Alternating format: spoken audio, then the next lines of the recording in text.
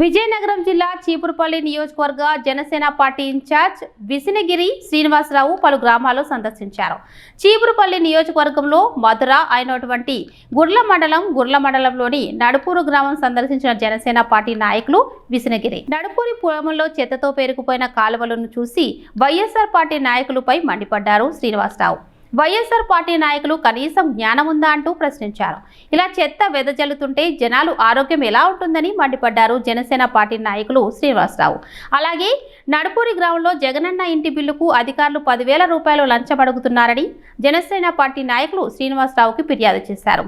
గ్రామస్తులు చెప్పిన మాటలు విన్న జనసేన పార్టీ నాయకులు శ్రీనివాసరావు వైఎస్ఆర్ పార్టీ నాయకులపై మండిపడ్డారు. ఇలాగే మరో 3 నెలల్లో వైఎస్ఆర్ పార్టీకి తగిన బుద్ధి ఓటు అనే ఆయుధంతో ప్రజలు గుణపాఠం చెప్తారని హితవు పలికారు.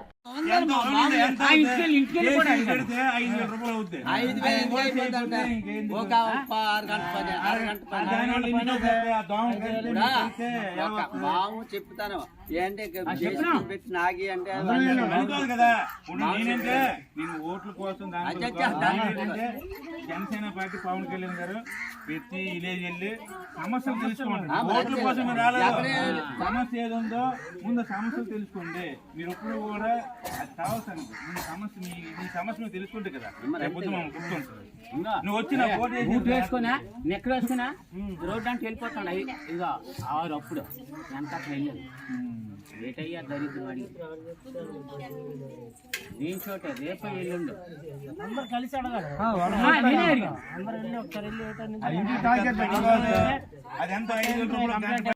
ముందుకోకుంటే అలా జగన్మోహన్ రెడ్డి వచ్చే మీ ఇయ్యాలకి అందరూ కూడా మేము తప్పకుండా మేము ఉన్నాను. ఫస్ట్ మీదే చేస్తాను, 20,000 చేస్తాను, 18,000 చేస్తాను ఆయన అన్నారు. అంతే డబ్బులు మాకు ఇప్పుడు ఆశావర్కులకి అంగడి పెట్టి అందరూ పోట్లాడుతాను. పోట్లాడితే ఉద్యోగస్తులు ఈ వాలంటీర్లు ఎత్తుతారు.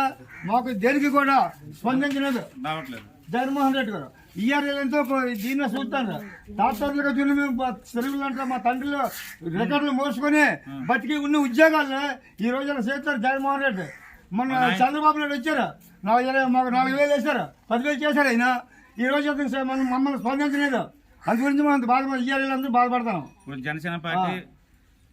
జనసేన పార్టీ టీడీపీ పార్టీ కలిసి ప్రభుత్వం వస్తుంది. మీ అందరికీ న్యాయం జరుగుతుంది. మీ ఏవైతే బాధలు ఉన్నాయో అవన్నీ మనం రాసి ఇవ్వండి. అది పవన్ కళ్యాణ్ గారికి మీ అందరికి మేము తెలియపెడతాం. మీ సమస్యలు ఏమన్నా అన్ని చేసే బాధ్యత మాదే. ఓకేనా? మాట ఇచ్చారు కానీ ఇవ్వలేదు. దేని వల్ల ఇవ్వలేదు? నీకు డబ్బులు అడిగారా? కాకపోతే నీకు హక్కు లేదా? నీకు కాదు నీకు ఇల్లు ఉన్నాయా? తప్పలేదా? మీరు అయిపోయింది. మేము ఏదన్నా మీకు జనసేన పార్టీ పవన్ కళ్యాణ్ వచ్చిన తర్వాత మీకు ఇల్లు ఇస్తుంది మాది. 3 నెలలు అయితే మీకు అన్ని జరుగుతుంది, అంతా జరుగుతుంది, మీకు అన్ని ఇస్తారు. జనసేన పార్టీ టీడీపీ పార్టీ ఉమ్మడిగా చేస్తుంది.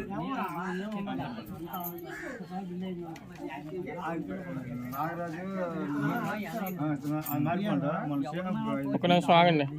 ఏంటి సంతో పొలాలకు పెట్టేసి ఆ జట్టు పొలాలు వేస్తే వీటి రేషన్ తీసుకొని వెళ్ళి నా ఇంటికాడ ముందు అన్నాడని ఏదో ఆయన అడిగి ఆ తల అన్నారు. నలుగురితో కాగితాలు ఇస్తే అందరినీ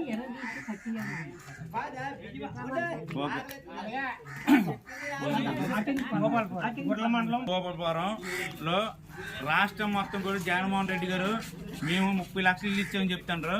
కనీసం ఇక్కడ ఉన్నిళ్ళకి వెళ్ళలేదు.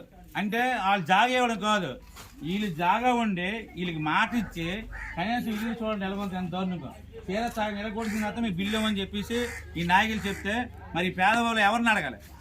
మరి నేను 30 లక్షల ఇల్లు నేను ఇస్తాను, నేను ఎక్కడ కూడా పేదవాడికి ఇల్లు లేకని చేయను, ఇల్లు జాగాతో సహా ఇల్లు కట్టి చెప్తానని చెప్పిన జగన్మోహన్ రెడ్డి గారు కానీ ఈ నాయకులు కానీ ఇక్కడ ఉన్న నాయకులు కానీ కనీసం వీళ్ళకి ఇల్లు లేకపోవడం ఎంత దారుణం అనేసి మేము అడుగుతున్నాం జనసేన పార్టీ తరఫున. ఎందుకంటే ఎక్కడ అడిగినా లేరు. మీ స్వతంత్రంగా మీకు హక్కు ఉంది, అడిగే హక్కు. ఎందుకంటే అంబేద్కర్ రాశారు ప్రతి ఒక్కరు కూడా అడిగే హక్కు ఉంది. ఈరోజు నీకు ఇవ్వాలి, పేదవాడికి ఇల్లు ఇవ్వాలి. అలాంటిది ఈరోజు రాష్ట్రం మొత్తం మీ 30 లక్షల ఇల్లు కట్టించామంటారు. కనీసం ఈ లబ్ధిదారుకి ఇల్లు ఉంది, ఇక్కడ జాగా ఉంది, వీళ్ళకి లోన్ పెట్టలేదు, దాని మీద జాయింట్ వచ్చిందంటే ఇల్లు ఇవ్వట్లేదు. అంటే అంత దారుణంగా ఉందో చూడండి. రాష్ట్ర ప్రభుత్వం అంతా కూడా దొంగ మాటలు తప్ప ఎక్కడ కూడా పేదవాడికి పథకాలు ఏవి అందట్లేదు. ఈ మధ్య మనుషులు ఉంటే 10,000 ఇస్తే కానీ వాళ్ళే చెప్పారు, 10,000 కానీ 20,000 కానీ ఇస్తే కానీ వాళ్ళ పనులు అవ్వట్లేదు. ఎక్కడో కూడా డబ్బులు లేకుండా, లంచం లేకుండా ఏ పని అవ్వట్లేదు. వాళ్ళైతే కన్నీరు మున్నీరు చేసుకుంటున్నారు.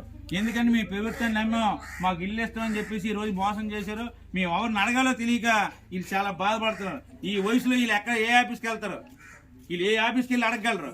వీళ్ళకి ఏదంటే మనమే అన్ని కల్పించే విధంగా మనం ఉండాలి తప్ప ఇలాంటి అరాచకమైన రాజకీయం చేయకూడదనే.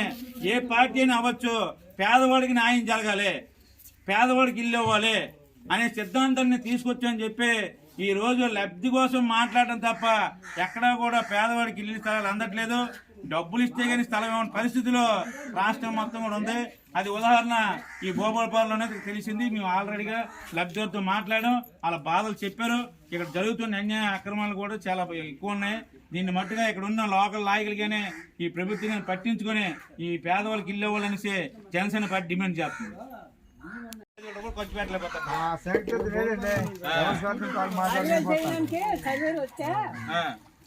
ఇప్పుడు మా జడ్పీటీసీ నేనే గొడవల వరకు మసీదు కొట్టుకుని వెళ్ళాను. సర్వేలు అన్నారు 4,50 అవుతాయని. స్టేషన్ కలిపి ఖర్చు అయింది. అక్కడ ఎంఆర్ఓ ఇయ్యారు అన్నారు. తాతయ్య దీనికి ఉన్నారు, ఈ గందరగోళం నవ్వుతూ మళ్ళీ రా. ఇలాగే ఎన్నో మళ్ళీ రాదు కాదు. ఎప్పుడైతే నాయకుడు ఉన్నాడో ఆడికి ఇవ్వాల్సిన ఇవ్వలేదు, ఆడికి ఇద్దరిని పని అవ్వదు. మీరు పండించి జన్మాన్ని ఇచ్చాడు.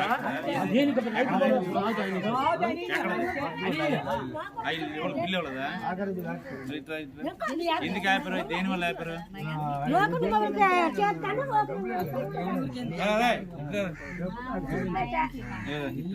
ఎంత అడిగారు?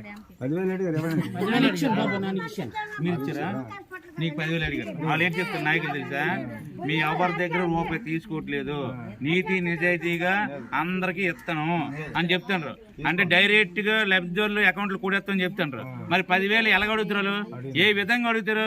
వాళ్ళకి ఎంతైనా సిగ్గిలా ఉండాలి నాయకులకి. వాళ్ళకి కూర్చొని డబ్బులు అవ్వట్లేదు జీతం. వీళ్ళే ఆఫీసులు ఎందుకు అడుగుతారు? అలాగే తప్ప 10,000 ఇచ్చు. 10,000 ఇస్తే లోన్ అవ్వట్లేదు. వచ్చినట్టు ఇచ్చారా? డబ్బులు వచ్చినట్టు తీసుకోరా? తీసుకొని ఏంటంటే ఇప్పుడు బిల్లు కట్టి అంటే లేకపోతే ఇల్లు ఇంకా మారిపోద్ది అంతే. అక్కడ ఉండొద్దండి, డబ్బులు ఉండాలా? ఉండొద్దండి. డబ్బులు లేక వెనక్కేస్తావు అంటే నువ్వు ఈ ఇంటి కోసం అప్పులు చేసే ఇల్లు కూడా అమ్మేయాలి. రొట్టెలు కట్టాలి. అప్పుడు చిన్నమాట మా మరద చచ్చిపోయా, మా మరద చచ్చిపోయా, స్టాప్ ఆగిపోయి 3 నెలలు నెలసన్ అయితే అప్పుడు అది రావచ్చు పోవచ్చు. అప్పుడు ఏం చేస్తే తారుము రావడానికి చెప్పింది ముందు నడిచిన దారి ఎవరు చూపెట్టడా? నువ్వు ఆ మాట అనుకో. నీకు చెప్పింది కరెక్టే. కానీ ఆ గవర్నమెంట్ ఎవరైతే ఉందో ఆ నాయకులు చెప్తుండ్రు మేము ఎవరి దగ్గర రూపాయి తీసుకుంటారు అన్నప్పుడు మరి 10,000 రూపాయలు ఎందుకు అడిగారు? అది తప్పు కదా. ఎవరికి డబ్బులు చెప్పిందా?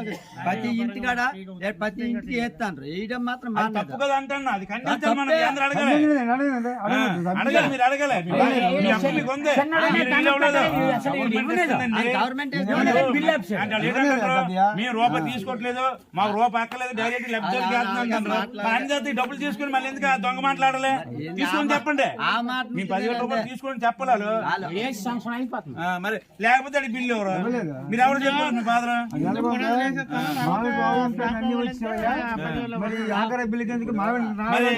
ఏదైనా భూమి ఉంది, రైతు పరిస్థితి ఎందుకు పడలేదు?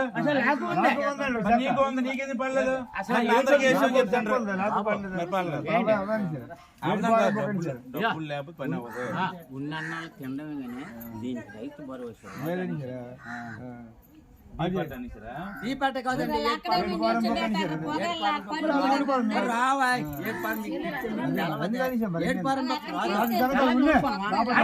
వదిలే మాట్లాడితే పోగలో ఉంది